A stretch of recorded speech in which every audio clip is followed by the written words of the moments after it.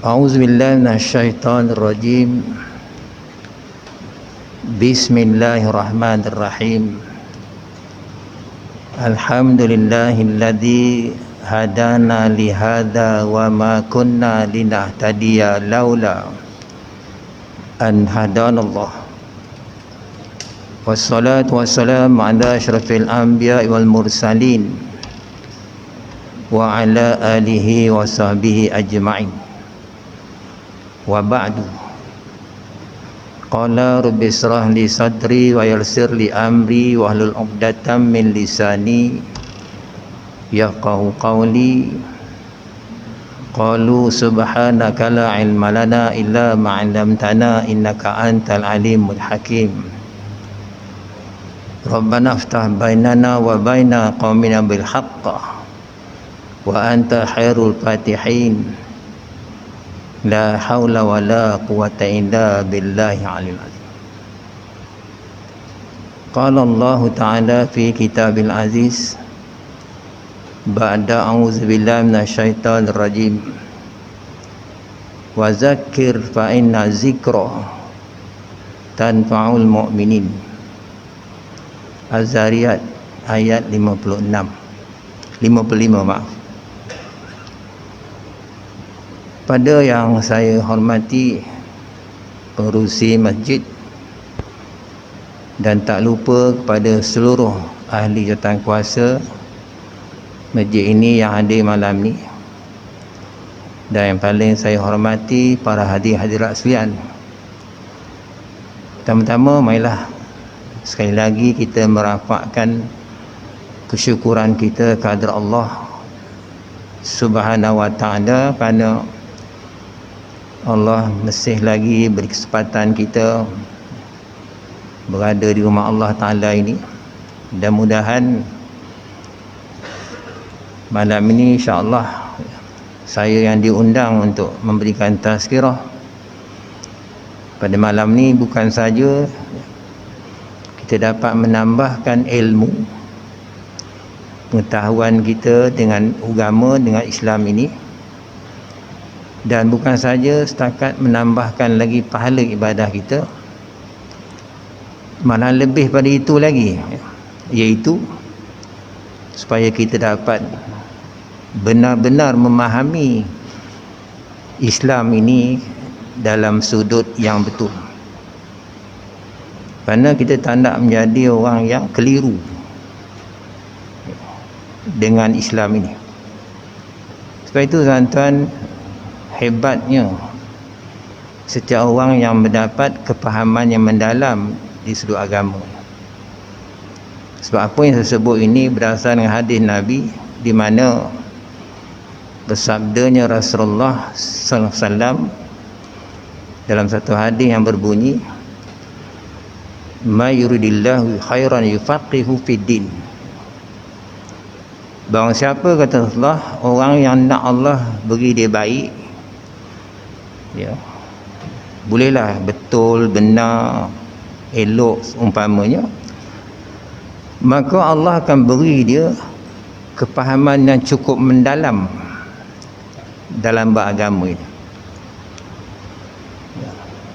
Kerana agama ni bukan saja tuntutannya ibadah saja, luas. Mungkin saya pernah sebut dalam kuliah-kuliah yang lalu, lama tak datang ya. Datang singgah solat lah, kuliah lama dah, ingat puluh tahun ada tu. Iaitu mesti memahami tasawur Islam yang betul, gambarannya, kerangkanya, yang mana saya selalu sebut di mana-mana kuliah. Perkara ni kadang-kadang orang banyak keliru. Kita faham Islam ini semayang saja, ibadah saja, dah banyak, luas. Dia merangkumi, kalau kita teliti ayat Quran yang di Nabi-Nya yang telah dikupas oleh para ulama, dia tidak boleh kurang dari 11 perkara dan ditokok tambah dengan 11 perkara. Tak boleh. Dia accurate, jumlahnya mesti 11. Jadi cuba kita hadamkan benda ni, fahami betul-betul. Dan mari sama-sama kita kira 11 tu apa benda je yang kita kena faham sebagai mukadimah kita malam ni. Sebab tajuk saya umum ya, tak ada tajuk. Kalau dulu saya bawa kitab tasawuf sebab terhenti itu lama ya. Malam ni kita umum sajalah, boleh ya, sementara menantikan solat isyak nanti. Dia bermula daripada akidah, satu, duanya ibadah ya. Tiganya ialah adab atau akhlak, empat syariat, lima keilmuan, enam budaya, tujuh pergaulan, lapan ekonomi, sembilan politik, kemudian 10 dakwah, dan yang terakhir dipanggil jihad. Semua itu disebut sebagai tasawur lengkap dalam Islam ya. Jadi tak semua orang faham ya. Saya ambil satu contoh ya. Dalam Islam ada bab budaya ya. Di antara syarah budaya termasuk bab berpakaian. Jadi kalau kita berpakaian tidak mengikut lunas-lunas Islam, syariatnya, dedak aurat umpamanya, maka pakaian itu dipanggil pakaian jahiliah ya. Sebab itu di antara perkara yang boleh menyanggi akidah ialah jahiliah. Apa makna jahiliah? Maknanya terkeluar dari syariat, terkeluar daripada hidayah, sama ada Quran hadisnya. Dan jahiliah ni boleh berlaku bila-bila, sama ada dulu, malam ini, sampai hari kiamat, bila menolak semua tadi ya. Begitu juga dalam tasawuf Islam, dia ada bab akhlak ya. Saya ambil kata-kata daripada Al-Raham Imam Said Qutb menyebut bab akhlak. Dia kata begini, seandainya kamu jumpa satu orang, kamu seru dia di dalam keadaan amalan yang tak betul, lalu dia enggan menerima nasihat daripada kamu, maka dia itu, kata Imam Said Qutb, memiliki akhlak yang buruk, yakni sombong. Maka dia kata itulah dia antara akhlak-akhlak jahiliah. Itu kena faham tu Jadi nak tengok orang, kalau tengok sombong tidaknya, tengok dia buat silap, kita tegur dia, dia terima tak? Sebab itu Imam Ghazali sebut dalam kitabnya, sombong, kata dia, boleh berlaku dalam beberapa keadaan. Pertama dia kata apa? Sebab banyak duit, banyak wang, kaya, kuat, ramainya pengikut, sebab lawa dan cantik, sebab ramainya pengikut, sebab besarnya keturunan. Ini semua boleh membawa amal-amal sombong. Bila sombong, maknanya, kata Imam Said Qutb, dia memiliki akhlak jahiliah. Boleh padangan semua. Masuk politik, tidak mengikut macam mana yang Allah hendak, Rasul hendak, maka politik itu jadi politik jahiliah ya. Sebab tu tuan-tuannya, saya mukadimah malam ni ya, kita ambil kataan keramat Sayyidina Umar Al-Khattab radhiyallahu an yang ada kaitan dengan jahiliah, bahaya je. Lalu kata Sayyidina Umar, innama taqdirul islami urwatan iza nasyai fil islami man lam ya'rifil jahiliyah ya. Maknanya, kata dia, adapun sungguhnya bila mana orang Islam itu dia tak kenal, tak tahu apa itu jahiliah, maka akan terungkailah ikatan Islamnya sedikit demi sedikit, urwatan. Begitu juga ekonomi. Ya. Bila kita mengamalkan dasar kapitalis, di sana ada amalan riba, maka ekonomi juga disebut ekonomi jahiliah. Ini yang bahaya, tuan-tuan. Begitulah seterusnya mengikut 11 perkara tadi. Sebab itu saya menyebut 11 perkara ni tidak boleh dikurangi dan tidak boleh ditokok tambah. Bila dikurangi ditambah, maka gelunglah perjalanannya. Jadi malam ni kalau ada orang parit, jalannya mengempor. Ada parit malam ni? Tuan Haji Yusof tahu ngempor apa dia? Mengempor tau. Motosikal berjalan lebuh raya, bila angin tak ada dia naik macam mana? Tu ngempor namanya. Itulah tuan. Jadi marilah ya, malam ni kesempatan yang ada ya, sementara kita menantikan ya waktu isyak ya, mari sama-sama kita muhasabah diri kita ya. Di mana saya mengambil juga ada 10 perkara nikmat yang Allah beri. Kata ahli ulama, satu pun jangan hilang. Dalam 10 ni saya akan bahaskan satu nanti. Itu pun kalau ada sempat masa lah. Iaitu, bila kita dapat nikmat yang pertama hidup, jangan sampai hilang fokus hidup. Sebab hidup ni satu nilaian yang sangat mahal. Saya ringkas ya. Yang kedua, Allah bagi nikmat masa. Jangan sampai tidak, maknanya hilang daripada dimanfaatkan. Macam malam ini, kita gunakan sebaik mungkin. Kita berkuliah, bertazkirah. Sebab itu tadi saya mulakan ayat Az-Zariyat 55 menyebut, berikan oleh kamu peringatan, kesungguh peringatan itu sangat berguna bagi setiap orang mukmin. Itu masa itu kalau ikut peribahasa Melayu dia kata emas. Masa itu emas. A time is gold, dia kata. Islam kata masa itu al-hayat, maknanya hidup. Masa itu adalah hidup ya. Jadi kena gunakan hidup ni sebaik mungkin untuk melakukan ketaatan kita pada Allah. Sebab tu tadi ayat 55, baca satu ayat ke depan, wa ma khalaqtul jinna wal insa illa liya'budun.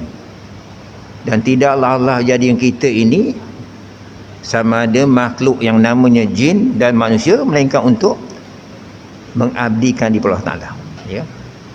Begitu juga ya, ilmu jangan sampai ya, tidak diamalkan. Sebab itu kata Syekh Ahmad Roslan yang mengarang kitab Matan Zubat,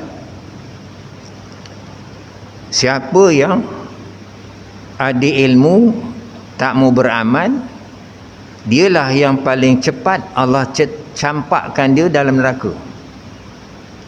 Satu. Kedua, dia kata barang siapa yang beramal tanpa dengan ilmu, la tuqbalu, tertolak.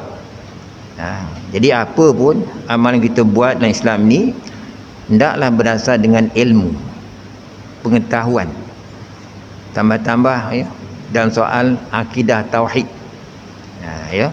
Sebab ilmu ni kalau tuan-tuan baca dalam syarah kitab Al-Sunnah wal Jamaah karangan Syekh Yazid Abdul Qadir Jawas ya, panjang lebar diulas tentang syahadah ya, maksud syahadah, tuntutannya, rukun-rukunnya, termasuk syarat yang mengesahkannya, termasuklah 7 perkara disebut al-ilmu. Kenapa ilmu penting? Dialah pelebur utama kejahilan. Jahil puncanya ialah tidak ada ilmu. Jadi jangan sampai ilmu ya, ada ilmu tak amal ya. Dan kita telah beramal, jangan sampai tak ikhlas. Itu sebab tadi kita solat rata-rata membaca doa tawajuh, walaupun tak baca sah solat kita. Tahu doa antawajuh? Haji Usuk. Doa antawajuh apa benda? Yang kita baca ayat Quran tu. Inna solati wa nusuki, itu doa antawajuh. Setengah sebut doa iftitah. Ayat Quran kita baca tu. Ya. Ayat 162 surah Al-An'am. Kenapa nak baca ni? Walaupun dia sunat, bukan sunat abad, dia sunat hayat. Kalau tak baca tak perlu sujud sawi. Tak macam berselawat ketika kita semayang subuh, doa kunut kan. Mana yang Allah ajar kita supaya bermula solat sampai mati, fokuskan kita kepada Allah supaya ikhlas. Sebab ikhlas ni peranannya membersihkan kita supaya jangan berbuat syirik. Itu terangkum dalam syarat sah syahadah. Dia ada 7. Pertama sekali letak ilmu, kedua ikhlas, ketiga al-yakin, keempat al-mahabbah, kelima al-inqiyad, keenamnya apa ni disebut al-qabul, ketujuhnya disebut dah tak ingat je.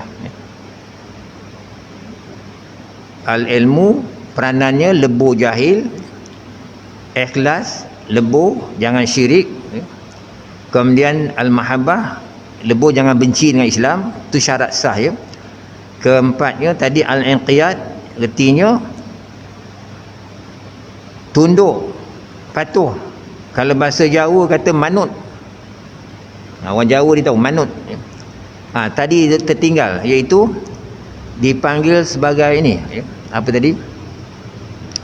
Al-inqiyad, al-qabul, terima jangan tolak. Yang ketujuhnya ialah apa tadi? Dah tak ingat ni. Dia ada 7 ya.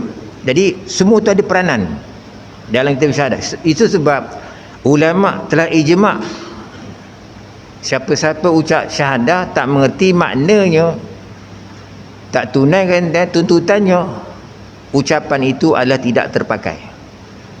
Jadi kena tahu makna tuntutan, tahu rukun-rukunnya, dan tahu syarat mengesahkannya. Itu semua ya. Jadi jangan sampai mana kita beramal tidak ikhlas. Begitu juga Allah Ta'ala bagi lidah. Jangan sampai hilang dari hikmah lidah kita ni. Banyakkan berzikir, cakap yang baik-baik, sehingga Nabi kata tak dikira orang tu beriman dengan Allah di hari akhirat. Bercakap yang baik-baik. Kalau tak ada benda cakap, diam tu lebih baik. Itu peranan lidah. Kemudian rezeki kita dapat, jangan sampai hilang daripada keberkatan. Begitu juga hati, Allah beri hati kita ni, kata ulama jangan sampai hilangnya dari sifat kewarakan hati ni. Kemudian Allah beri akal, semua ni nikmat, jangan sampai hilang daripada membesarkan, memikirkan kebesaran Allah Ta'ala. Jangan sampai hilang. Dan itu juga yang ke-9, Allah beri sihat, jangan sampai tak taat. Dan yang ke-10, tak lama kita ni semuanya akan menjadi calon-calon alam barzah berlaku. Sebab itu ulama kata jangan sampai kamu mati sampai gagal membawa iman dan ketakwaan kamu kepada Allah Azza wa Jalla. Baik, jadi malam ni saya tak ambil semua ni. Ini kalau kita ambil semua ni 10 ni, mau 4-5 kuliah pun selesai. Huraiannya, syarahnya, saya ambil satu je, iaitu bab hati. Hati. Jadi kita bicara malam ni tengok, sebab kata Imam Tirmizi, dia kata hati manusia ni ada 6 jenis. Jadi kita milik hati yang bagaimana? Sebab itu Rasulullah menyebut dalam setiap anggota badan kita ini ada seketul daging. Kalau baik daging itu, baiklah seluruhnya. Kalau daging ini rosak, maka seluruh anggota itu rosak.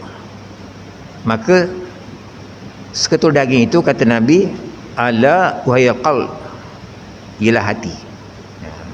Jadi jangan sampai kita macam mana Ibnu Qayyim Jauziyah kata, kita ada hati yang dipanggil qalbun marid ataupun qalbun mayit, hati yang mati, hati yang berpenyakit. Hendaklah kita memiliki qalbun salim, maknanya hati yang sejahtera. Kalau ikut Imam Tirmizi, dia kata hati ni ada 6. Dia sebut ni, hati yang hidup, yakni hati orang yang penuh dengan keimanan. Ini kita hendak kena ikhtiarkan. Hati yang kedua ialah hati yang mati, hati orang yang sentiasa kufur pada Allah atas nikmatnya. Sebab tu nikmat ni tuan-tuan banyak. Kalau tuan-tuan kira dalam surah Ar-Rahman tu 31 kali diulang ayat yang sama. Fa bi ayyi ala rabbikuma tukadziban. Maknanya Allah cabar kita, nikmat mana kau nak bohong? Sebab nikmat Allah itu semua yang kita dapat ni dari dia, yang dibagi itu dari dia, yang kita ada ni. Lepas tu jangan dikufuri, jangan diingkari. Tuan-tuan baca itu ayat Ar-Rahman. Kalau tuan-tuan baca dalam surah Ibrahim, surah An-Nahli, surah berbeza, matan sama. Ibrahim ayat 34, An-Nahl 18. Apa bunyinya? Wa in ta'uddu ni'matallahi la tuhsuha. Sama yang Allah cabar kita. Kalau kamu nak kira nikmat yang aku beri kamu, kata Allah, kamu peliki. Memang banyak. Sebab tu jangan sampai kita miliki hati yang mati. Kerana orang yang hati mati ni, dia kufur dengan segala nikmat yang Allah bagi. Dia tak sedar apa yang dia dapat itu adalah kurniaan Allah Ta'ala. Dia bagi nikmat. Itu sebabnya kita sanggahlah baru-baru ni kan, tak sangka-sangka ada banjir. Tiba-tiba orang menyalahkan banjir ni kerana sembahyang jarak-jarak. Bukan pasal itu. Balak-balak datang bukan sebab itu. Bukan sebab kita jarak ni, bukan. Sebab dua perkara je. Satu, bila ada dosa. Kedua, dosa ni tak dibuang, memang dia jadi. Itu sebab tuan-tuannya, apa pun yang berlaku, kecil besarnya problem, baliklah pada Islam. Balik pada Islam. Mana ayat Qurannya? An-Nisa, cuba baca, saya tak ingat ayatnya, 5859 ni ada sana sebut, fa in tanaza'tum fi syai' faruddu ilallahi war rasul. Ada masalah tu balik. Itu sebab tuan-tuan, Nabi ajar kan, kalau sebab hujan takut banjir, balik ke doa. Sebab Nabi sebut ad-doa silahul mu'min, senjata bagi orang beriman. Doa lah. Macam doanya Nabi ajar. Tengok satu hadis riwayat daripada Ibu Saiban menyebut, di sana ada nama Tuhan dalam Asmaul Husna, nama Tuhan yang ke-92. Cuba cek. Allah juga bukan saja namanya Ar-Rahman Ar-Rahim, Al-Wadud, Ar-Razak, dia juga sebut dengan An-Nafi'u. Lepas tu Nabi kata, bacalah doa Allahumma sayyiban nafi'ah. Ya Allah Tuhanku, jadikanlah hujan ini berguna. Itu cara kita. Jadi jangan sampai kita, maknanya buat cara lain yang kadang-kadang boleh mengundang kepada syirik. Itu yang tak jadi tu.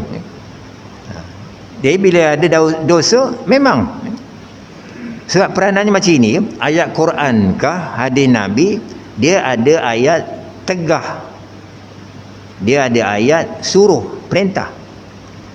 Bila perintah tak dibuat, tegahan pula dibuat, orang tak peduli, maka wajar sekali-sekala Allah datang teguran dalam bentuk balak.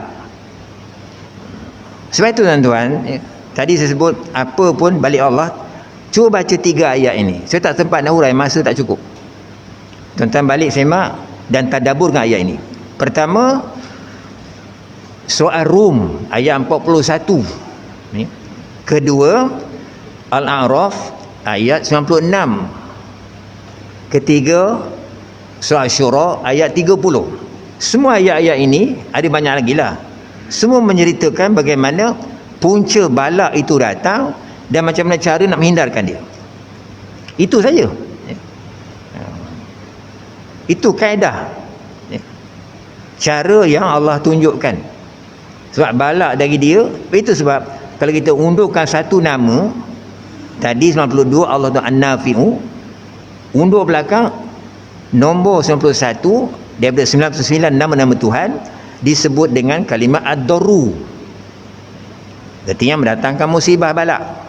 Sebab tu Nabi ajar juga, bacalah doa yang berbunyi Bismillahilladzi la yadurru ma syai'un fil ardi wala fis sama wa huwas samiul alim. Keluar rumah, masuk rumah, nak tidur. Nak tidur penting tuan-tuan, sebab sihir tidak boleh masuk bila baca doa ini. Ya, sebab di sana ada nama Tuhan dalamnya. Ad-Darru tu nama dia. Sebab Allah ni banyak nama. Itu sebab pada ayat 180 Al-A'raf menyebut walillahil asmaul husna fad'uhu biha. Sungguhnya Allah Ta'ala itu memiliki nama-nama yang agung, nama-nama yang hebat, nama-nama yang mulia, yang indah-indah. Fad'uhu biha, dengan nama tadi hendaklah jadikan pegangan akidah tauhid, dan lagi nama tadi fad'u biha tadi digunakan untuk kita bermunajat doa atas satu-satu hajat yang kita pohonkan. Umpamanya kalau kita susah cari makan, bacalah nama Tuhan yang ke-18. Allah Ta'ala itu Ar-Razzaq, yakni Tuhan yang maha memberi rezeki. Baca. Macam nama yang ke-5, ke-6 Al-Qudus, amalkan ya Kudus, ya Kudus. Kalau tadi ya Razzaq, ya Razzaq Urzukni, ya, baca. Kata ahli ulama, Allah akan hilangkan segala sifat-sifat mazmumah yang ada dalam diri kita. Nah, begitulah, ya. Begitu juga kata Imam Tirmizi. Yang ketiga, ada orang yang memiliki hati yang sihat. Siapa mereka ini? Ialah orang yang dikatakan sentiasa mentaati segala perintah Allah. Nah, ini kita nak. Kita tak nak hati yang mati. Ya. Sebab hati yang mati ni dia tak akan boleh memahami agama. Hidayah pun susah nak masuk. Ya. Sebab hidayah ilmu ni dia suci, bersih. Dia tak akan boleh masuk dalam bekas, sebab hati ni bekas, hati yang kotor. Itu sebab tuan-tuan datang ke masjid tadi, yang menggerakkan hati. Kaki ni zahir je. Ya, bila hati kita dekat Allah Ta'ala, takarub kita dengan dia, dengan mudahnya kaki dia melangkah ke rumah Allah beribadah baik. Tapi kalau hati dah mati, walaupun rumah sebelah masjid, dia tak nampak. Ya, sebab buta mata hati dia. Ini tuan-tuan. Begitu Imam Tirmizi kata, ada hati yang sakit. Ya. Kalau Ibnu Qayyim tadi sebut qalbun marid. Nah, qalbun marid maknanya berpenyakit, yakni orang yang memiliki hati yang tak luput daripada bermaksiat pada Allah, derhaka, ataupun orang yang ada sifat munafik. Nampak? Orang yang hatinya berpenyakit. Yang kelima dipanggil hati yang bagus, yakni orang yang selalu ingat ke Allah. Bagus hati dia. Dan yang ketiganya, hati yang tidur. Kata Imam Tirmizi, ialah hati orang yang lalai. Baik, sekarang mari kita tengok dalam kitab Al-Hikam karangan Syekh Ta'ilah As-Sakandari. Ya. Apa disebut? Bagaimana kita nak mengenal hati yang mati? Ya. Dalam kitab tersebut, ya. Dia ada 2 jilid kitabnya. Al-Hikam ni. Kitab ni kena ada guru mengajar, berbelit-belit bahasanya. Ya. Apa kata dia? Tengok ya. Dia kata, min alamati mautil qalbi adamul hazni ala ma fataka minal muwafiqat wa tarkun nadami ala ma fa'altahu min wujudil zalat. Dia kata bagi mengenal orang yang hatinya mati, dia kata ada dua. Kalau dua ni ada, maknanya tanda hatinya mati. Yang pertama dia kata bila mana dia tertinggal amalan-amalan yang fardu, amal-amal yang baik, amal soleh, tidak ada satu penyesalan pun, mana hatinya mati. Dan bila mana yang keduanya, dia berbuat dosa, dia rasa-rasa dirinya tidak bersalah. Sebab itu ulama sebut, awasilah hati kamu, jangan sampai hati itu mati lebih awal pada jasad. Jaga baik-baik itu. Jangan sampai hati kita ini mati awal daripada jasad. Kalau ini berlaku, menjadi satu masalah yang paling besar. Sebab itu kena ingat. Sebab itu dia kata, kematian itu suatu yang amat dikhawatiri oleh manusia seluruhnya. Manusia sanggup korbankan masa, menghabiskan wang ringgitnya, menjaga kesihatan supaya tidak bertemu dengan kematian. Macam-macam lah suplemen dia makan yo. Tak cukup lagi jogging yo. Sampai batu kif pun dia orang pergi jogging. Baru-baru ni kan. Batu kif naik tu nak buat apa? Banyak tempat lain lagi. Malam-malam kalau bisa malam pun jogging. Dekat dari pasang pelita lagi. Saya ingat orang Menoreh rupanya jogging, tak kisahlah. Pasal apa? Jaga kesihatan, tak apa. Jadi kata ulama, kenapa begitu? Nak jaga kesihatan supaya tidak bertemu dengan kematian. Kesihatan badan amat dijaga, diberikan perhatian sepenuhnya dengan pelbagai rawatan dan ubat-ubatan. Itu saya kata suplemen tadi. Vitaminnya, itunya, ininya, macam-macam lah ya. Kata ulama lagi, kematian jasad akan ditangisi, diratapi oleh semua manusia. Kerana pergi jasad itu yang tidak akan kembali lagi. Namun tuan-tuan sekalian, manusia selalu lupa bahawasanya kematian tidak hanya menimpa kepada jasad atau badan sahaja, tetapi kematian juga boleh datang pada hati. Itu saya sebut tadi. Pada hakikatnya ramailah manusia yang mati hatinya mereka sebelum jasadnya mati. Terpaksa kita berhenti sekejap untuk memberi laluan azan. Lepas ni kita sambunglah lebih kurang 10 minit. Dan saya rasa kuliah ni memang tak selesai malam ni. Sebab hati ni sangat panjang. Wallahualam. InsyaAllah kita minta izin 10 minit lagi boleh? Boleh? Atau 5 minit? Minta izin lah ya. Baik. Sambungan tadi. Sebab itu ulama beritahu kita ya. Dia sebut dalam diri manusia hati orang ya. Sebagaimana ya, dia kata sini kematian hati tidak akan ditangisi sebagaimana ya, kematian bagi jasad. Kalau hati mati tak ada orang menangis. Ya. Tak ada ya. Tak ada orang sedih pun. Jadi dalam diri manusia tu hati tu adalah organ ya, badan yang sangat penting. Sehingga kan berkata Imam Asy-Syafi'i ya, rahimahullah ta'ala mengatakan bahawasanya manusia itu berfikir dengan hati, bukannya dengan akal ya. Rasulullah juga menegaskan bahawasanya bila hati itu baik, maka baiklah keseluruhannya. Macam saya baca maksud hadis pertama tadi ya. Oleh itu kita manusia patutlah menjaga kesihatan hati, sentiasa dia sihat ya. Sentiasa dia hidup ya, dan sentiasa dia bagus, macam mana Imam Tirmizi sebut ya. Jadi ada kaedah cara macam mana ya kita nak menjaganya, iaitu ya caranya ialah ya, dengan membanyakkan berzikir ya. sentiasa berada di majlis-majlis ilmu, bersahabat dengan sahabat-sahabat yang baik, yang alim, yang salehnya, ya, itu cara dia, ya. Kemudian Quran, sebab macam mana, ya, kata seorang ulama namanya Fatah Al-Musali, memadalah oleh kamu hanya 3 hari saja kamu tidak berserta dengan majlis-majlis ilmu, halaqah ilmu, memadalah hati kamu akan mati. Itu dia sebut, namanya Fatah Al-Musali. Sebab itu dia kata, ya, hendaklah diisi dengan ilmu.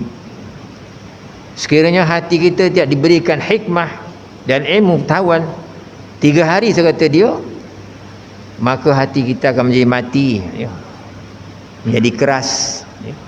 Bila hati keras dan mati, maka amat sukarlah hidayah itu, ilmu itu untuk masuk dalam diri kita. Sebab itu terdapat banyaklah saranan macam mana cara kita nak merawat hati, ya.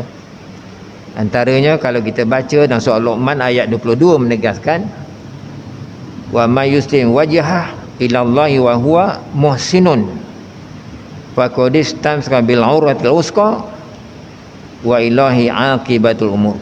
Maksudnya, dan siapa yang berserah diri bulat-bulatnya kepada Allah Ta'ala dengan seikhlasnya, sedangkan dia berikhtiar mengerjakan kebaikan, maka sungguhnya dia telah berpegang pada simpulan tali agama yang kokoh, yang teguh.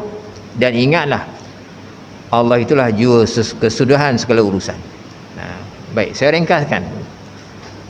Kalau hati ni mati, tuan-tuan, maka orang tadi hidayah tak masuk, kerana perkara yang dia buat ialah dosa.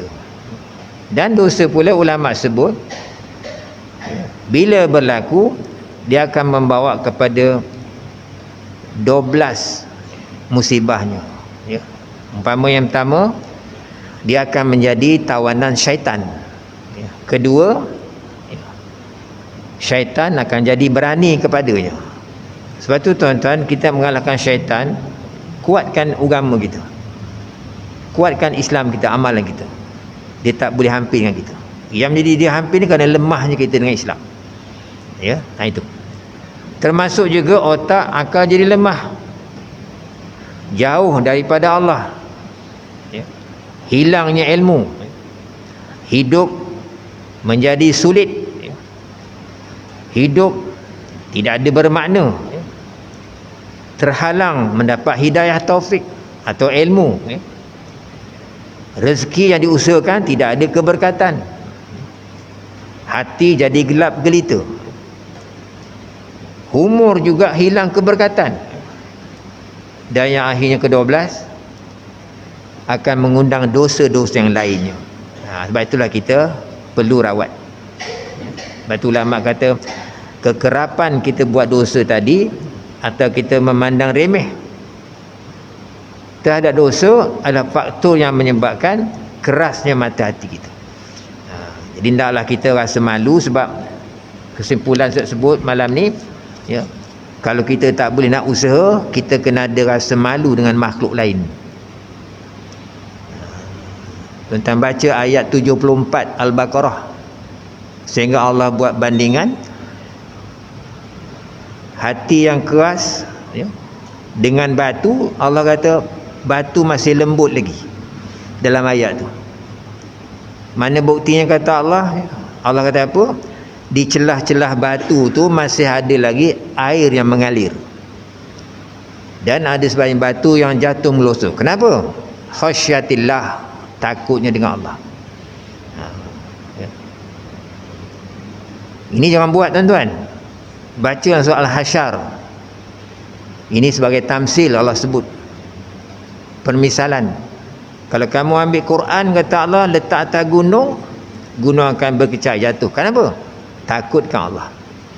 Jadi marilah sama-sama malam ni kita muhasabah balik diri kita.